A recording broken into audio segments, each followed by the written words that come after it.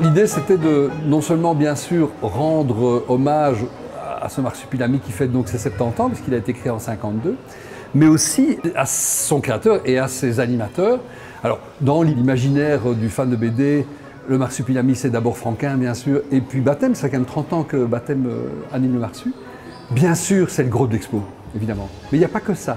Il y a aussi le fait de dire, c'est tellement rentré dans les mœurs de l'édition et dans l'imaginaire collectif que plein de gens s'en sont emparés, à commencer par des auteurs de bande dessinée.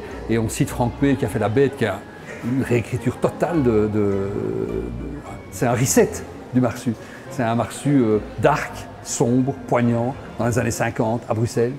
Et puis Goum qui lui, au contraire de ses prédécesseurs, est quelqu'un qui n'utilise pas du tout du papier, du crayon, un crayon et de l'encre, mais Photoshop, et qui a lui aussi réinventé une fois de plus le Marsu. Goum, dont on voit quelques dessins ici, c'est lui qui est à la base de la nouvelle série qui est en train de se développer, avec des nouveaux Marsus d'ailleurs, parce que ça devient une franchise, comme on dit aujourd'hui. Et puis aussi, toujours sur la culture populaire, c'est le film d'Alain Chabat, c'est le Parc Spirou, c'est des jeux pour enfants, c'est du merchandising. Vous allez voir par exemple du merchandising, il y a une vitrine géniale avec des trucs qui datent des années 50, qui sont complètement...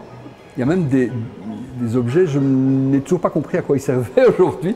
Et avec une mention spéciale pour un type qui s'appelle Quentin Van Tongelen, avec qui j'ai travaillé, qui est le scénographe de l'expo et qui a fait un boulot génial de mise en 3D. Il y a vraiment un super travail et je ne peux que vous encourager à venir voir cette expo, certes petite, mais je crois totalement immersive et réjouissante.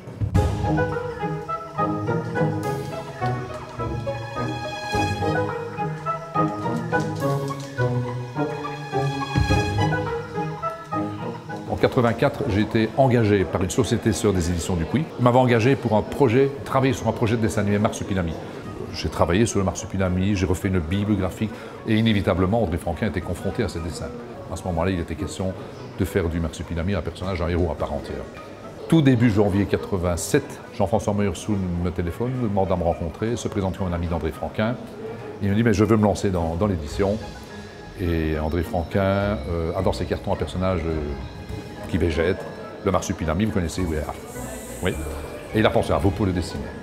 Et l'après-midi même, André Franquin me téléphone de sa propriété dans le milieu de la France, Caillan, et il me dit, voilà, d'être content. Et j'étais déjà en train de faire des mondes Marsupilami de l'autre bout du téléphone. Voilà comment l'aventure a commencé.